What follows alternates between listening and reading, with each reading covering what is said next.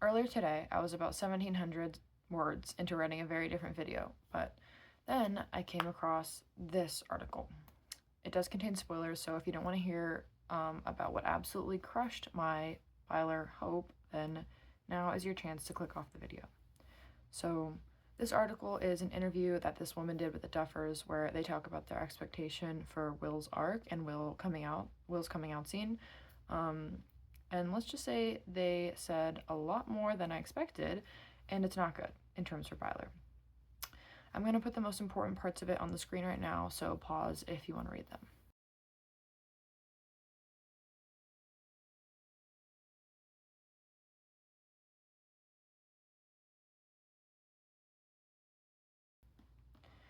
So after reading this, I was crushed, utterly crushed, devastated. This was it. This was a confirmation for me that they fumbled completely, and everything that I was scared was going to happen happened. But alas, I found a way to cope. If you have, like me, been crushed by volume 2 and this article, because it's bleak, it's very bleak. I've been looking around on TikTok and Reddit, and people do not believe in byler anymore, or frankly, the Duffers. And please trust me, I am in the same boat as you, but I am a captain, and the captain must go down with his ship. So the way that I'm managing to explain away this article is that I'm telling myself that they would not put out an article that spoils the finale, and that in this interview they're exclusively talking about volume 2, because it does make sense for Will to have to go through a self-acceptance arc and find power within himself and realize that he can love and accept himself without Mike. He needs to go through the experience of believing that Mike doesn't love him so that he can have this moment of acceptance without relying on Mike to help him get there. They talk about wanting to provide this message for a younger audience so people don't believe that their crush has to like them back so they can be happy. But I think that they can give this message with volume 2, because Will accepts this and believes this, and then add on to that message and change it in the finale. So basically, I think that this article is meant to trick us and throw us off the scent so that byler can be a better twist in the finale.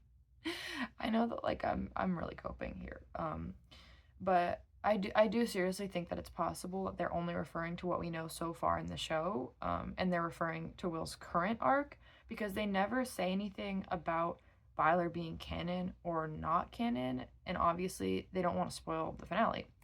Will accepting himself and learning to love himself without someone else loving him is not mutually exclusive with him being wrong and Mike actually loving him. Both can be true.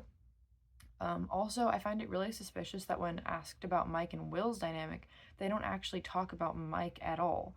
They only talk about Will and his side of things, because in the show, we've yet to see anything at all from Mike.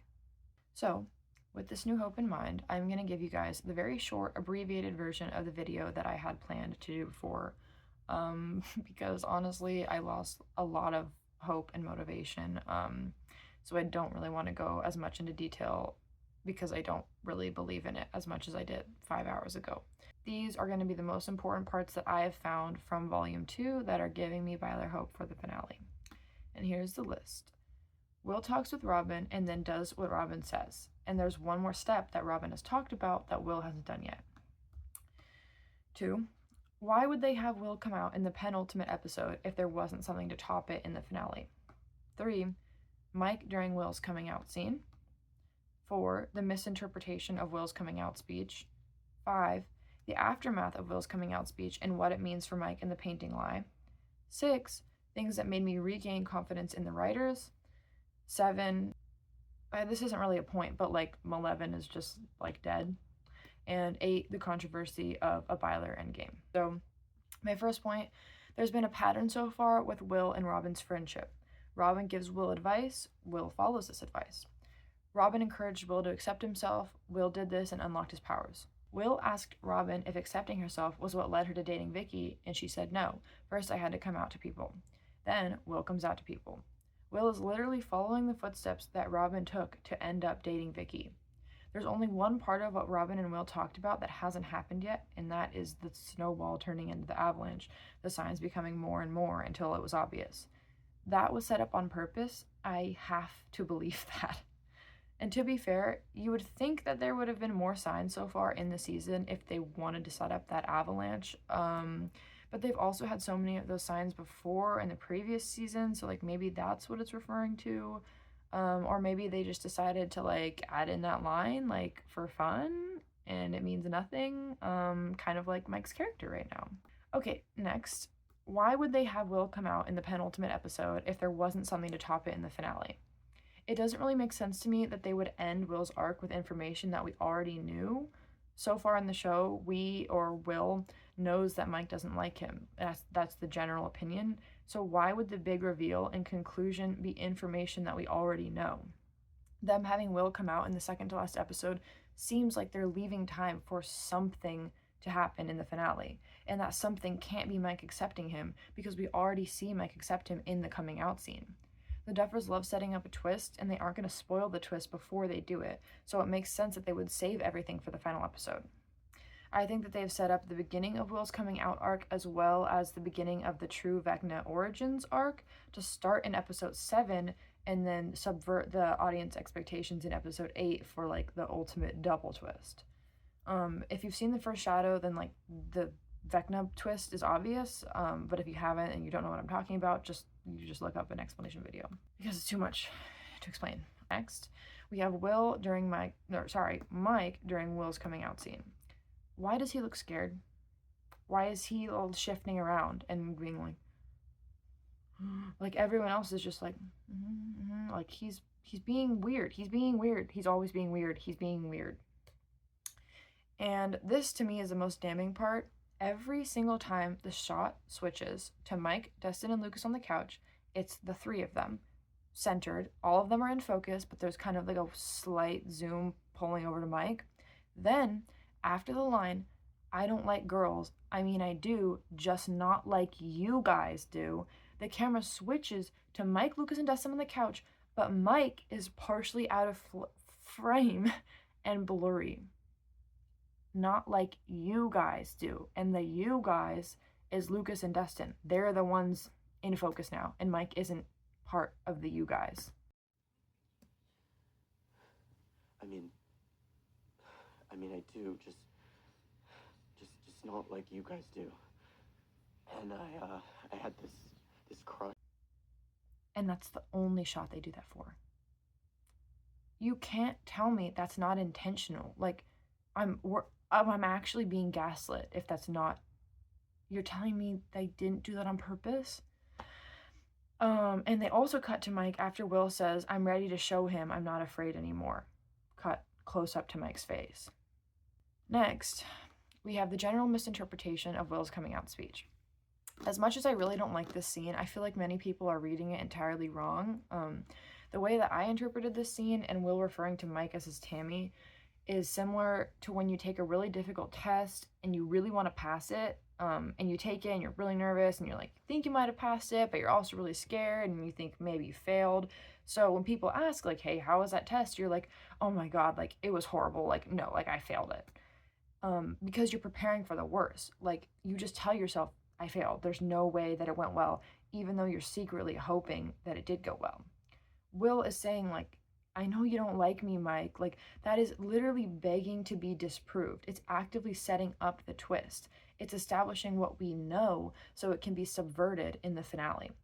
Will has always doubted that Mike could be in love with him, and he's admitting he's had the crush in front of the entire room. Like, of course he's going to say he knows he doesn't like him back because he doesn't want to dare to hope that Mike does like him back.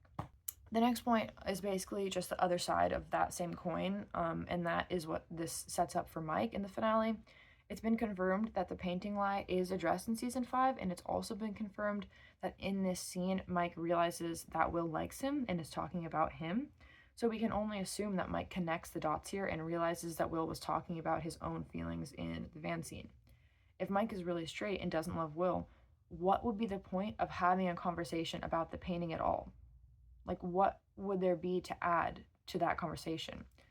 The painting only makes sense as a catalyst for Mike realizing his feelings. If it isn't, the conversation would go something like, hey, Will, so I kind of realized you liked me like after what you said when you came out, and I realized that when you gave me the painting, you were talking about your own feelings and not else. "Oh, why are we talking about this? I don't know. I just wanted to say, like, thanks for doing that because now our relationship is great. Yeah, I just wanted to say, like, I don't mind that you liked me. Like, it's cool." Okay. Awesome. Like that would be like, okay, great. What a great resolution to the painting lie. What would be the point of bringing that up if it just establishes everything that we already know? Okay? Sorry, I'm a little angry. So sorry if that's coming through. Will admitting to loving Mike has to come up in the finale, but if Mike doesn't like him back, it makes having them talk about it seem completely pointless, because if Mike doesn't confess his feelings to Will, then what is he gonna do? Accept him again? He already accepted him and hugged him in the coming out scene, and Will already gave up on his love for him. Like, if this was truly the conclusion, why rehash it? Honestly, at that point, don't even bother having them talk at all in the finale if that's where this is going. Finally, some things that made me regain confidence in the writers, even if I did promptly lose that confidence after the article. I was actually really happy that the Jancy-Stancy love triangle ended the way that it did. I didn't really think that Nancy was good with Steve or Jonathan, and I'm so glad that they subverted the classic love triangle trope where the girl ends up with one of the guys by having her just not end up with either of them, and by choice as well, not by like a cop-out where one of them dies so she doesn't have to make the choice. A lot of people are really mad about this, but I think this was a great choice, and I'm also really glad that they acknowledged that Steve and Nancy wanted different things. I was honestly really scared for a second that Stancy was going to be endgame at the end of season 4, and I was very relieved. Like, okay, good. The writers do actually remember who their characters are, and they don't just throw everything from the previous seasons and previous character development out the window. Speaking of which, they also addressed the lie about Jonathan applying to Emerson from season 4. And this season 4 lie is arguably way less important and way less relevant than the painting lie, so this gave me hope that the writers didn't just have like group amnesia and forget about season 4 entirely. Okay, end of the video. 2 last quick points. It seems like to me that mileven is just done at this point. They've barely had scenes together. They have no romantic chemistry. Mike says friends don't lie to her at one point, which you wouldn't, I feel like you wouldn't say to your girlfriend. I just don't think they're together, and honestly, I hope to God that they aren't, and I hope that they find time in the finale to address it, but it seems like they will more likely just have Holly run around for an hour and 40 minutes and then cram everyone else's scenes into the last 20. Lastly, if byler happens, it's going to be very controversial. I think possibly even more controversial than what it seems like they're doing right now with years of queerbaiting, culminating into nothing. Everyone that I've seen online is very, very rightfully upset, but I'm definitely in a bubble that's not the majority. So I think if byler is canon, the reaction would be very similar, but this time the majority would be mad. So it makes sense to me that they would save the reveal until the finale just to ensure that everyone watches until the very end. I've seen so many comments from people that say that they would just stop watching if byler became canon. And even though most of these people are probably just mad and loud and would watch anyways, it makes sense that they would try to keep backlash to a minimum until the very last second, which is ironic because of the backlash that they're getting now from the queerbaiting. But we really don't know until it's over, and I'm going to hold on to hope until the very last second that I can. Also, I wanted to say that there's a really good TikTok that I think that you should watch if you want some more byler hope.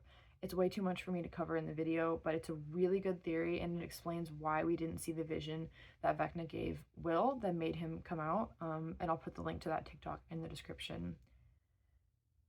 And that's all I have to say about this. I would have said more, but yeah, I just honestly don't have the motivation to talk about it because I feel like it's not gonna happen, but I really hope that we're about to experience the best twist of all time, because the tickets that I got to see the finale in theaters are non-refundable.